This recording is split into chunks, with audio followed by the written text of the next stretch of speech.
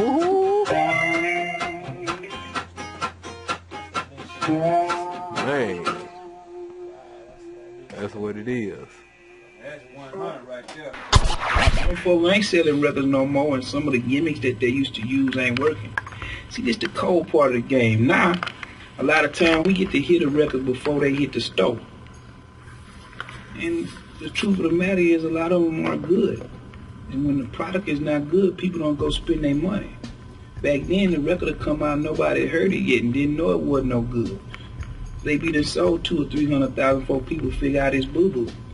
Now, as soon as your record go to the pressing plant, it's at the car wash on the corner a week before the record drop. If you unlucky, it's there 2 weeks before. If somebody trying to kill you at the label, it's there a month before your record come out. So people be already heard a glimpse of what your new album is about if they haven't already heard your album or if they haven't already purchased a bootleg. And if somebody got a bootleg copy of your record and it's not so good, what's going to make them go to the store and spend their hard-earned money on a real copy? That's what's happening with the music business right now. The songs aren't that good. The album's not that good. If it is a good song and it's only one, we just get on the internet and download it. You know what I'm talking about? We put it in our iPod and we keep going. And we put it on rotating. We listen to everybody's single now. You don't even have to buy records to hear the single no more. You just turn on the video show and watch the video. And you heard it already and you keep moving. You know, back then, I didn't hear the Run DMC album until I bought it that day.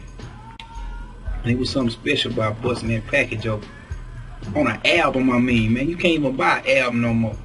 They CDs, man. I'm talking about, it was something about dropping that needle on that album, busting that plastic, and dropping the needle on that album. It was something about that. We don't have that no more. Radio has been killed. Every playlist is the same all over the country. It wasn't like that back then. You could fly on an airplane and go to different places. In every city you went to, they had a different song on the chart. Might have been a local artist that was #1 at the time. But everywhere we went, somebody had a different record. You go to Miami, they had a record playing. You go to New York, it was records playing that we had never heard. You come to Houston, it was records on the radio nobody ever heard anywhere else. And when you looked at the charts and looked at the different regions and saw what records was hot in the different regions, it'd be different records a lot of times at the #1 spot, depending on what was hot in that region. When these two companies bought up all the radio stations and started controlling all the playlists and started putting handcuffs and bracelets on the DJs, they stopped all that. So everywhere you go, you hear the same record playing. And they make them play it all day long. You might catch something in the mix show. There's only a few hours in the day to be able to play the records. So the records you catching in the mix show is the records that the majors is trying to break. The independent dudes don't never get no play no more. So man, you know, it took the fun out of music. They thought they was doing something good and they was gonna be able to monopolize, but it's got people buying XM and Sirius radios now.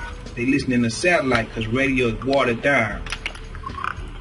We don't like that. As a consumer, I don't like that. You know what I'm saying? As a major label artist, it may be good because you blocking a bunch of people out. But as a rap fan and a consumer, that's bad for business. So, you know, we just having fun with this thing, man. And I'm just trying to bring some more unity into this rap thing and squash all the BS, you know what I'm talking about, all the beef. If it ain't about no money, man, it really ain't about nothing. So what we trying to do is all come together and unionize at some stage in this game and stop these record company people from taking advantage of us, man. But that's really what's going on. They laugh at us when we go to war with each other. It ain't about no paper. And as long as we going to war, they gonna run the South and run the industry. So we got to get up off the BS.